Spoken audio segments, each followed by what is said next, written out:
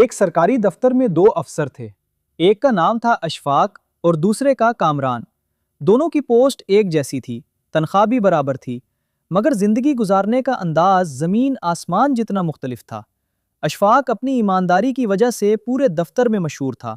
وہ پرانی motor cycle پر دفتر آتا، سادہ کپڑے پہنتا اور مہینے کے آخر میں بڑی مشکل سے بجٹ سنبھالتا۔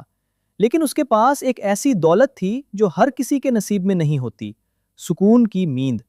اس کا سر جیسے ہی تکیے پر لگتا فوراً نیند آ جاتی۔ دوسری طرف تھے کامران صاحب۔ ان کی زندگی کا صرف ایک اصول تھا: موقع ملے اور پیسہ نہ کھاؤ تو سب سے بڑے بے وقوف ہو۔ بڑی گاڑی، پوش علاقے میں عالی شان گھر اور ہر فائل کے بدلے میز کے نیچے موٹا لفافہ۔ غریبوں کی پینشن ہو یا بیواؤں کی امداد، ہر جگہ وہ اپنا حصہ ضرور کاٹتا تھا۔ کامران اکثر اشفاق کا مذاق اڑاتا اور کہتا: اشفاق، تم یہ ایمانداری کا ڈرامہ کرتے کرتے ساری زندگی موٹر سائیکل ہی چلاتے رہو گے، مجھے دیکھو، صرف 5 سال میں سب کچھ بنا لیا۔ اشفاق بس مسکرا کر جواب دیتا: میں سکون کماتا ہوں اور تم صرف بستر۔ وقت گزرتا گیا اور پھر ایک دن قدرت نے حساب کھول دیا۔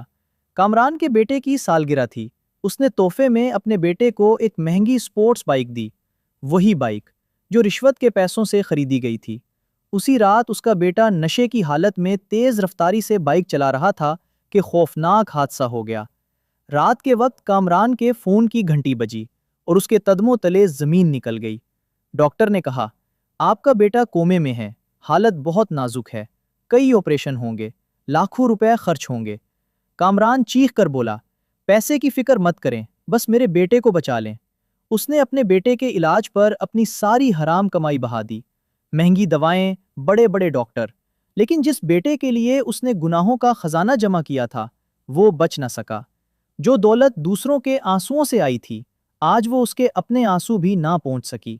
بیٹے کی موت کے بعد گھر تباہ ہو گیا، بیوی شدید ڈپریشن میں چلی گئی، کامران کو دل کا دورہ پڑا، بنگلہ بکتا گیا، دولت ختم ہوتی گئی، پیسہ دواؤں اور وکیلوں کی فیس میں بہنے لگا۔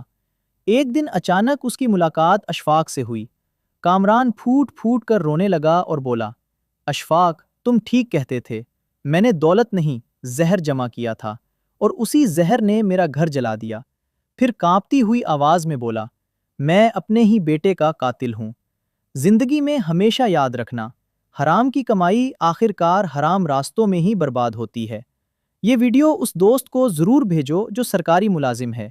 اگر وہ ایماندار ہے تو یہ کہانی سن کر اسے اپنے آپ پر فخر محسوس ہوگا۔